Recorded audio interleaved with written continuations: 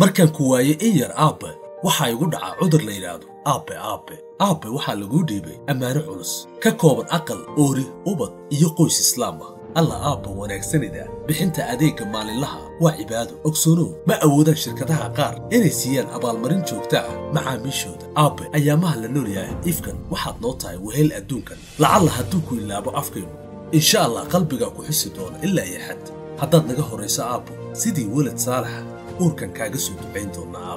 aabbe labalaab dadaalkaaga si aad u anfacdo qoyskaaga uguna talisa aayatiinka ubadkaaga berri aabbe ha istaagin marnaba waxa kaa dambeeya awlaad anfac lama hayo saake igu qaado aan aqoon aabbe isii hooyo isii hoo unbaa deeqda hamarqaamin aabbe waxaa ku sugaysa oori aqal kuu aslayso dartaa u shidatay uusi haniyad jabin aabbe abidka soo helo hawaayin aftax ifka ciil ha mudan aabbe aakhirana abaalkaaga noqon jaro aamiin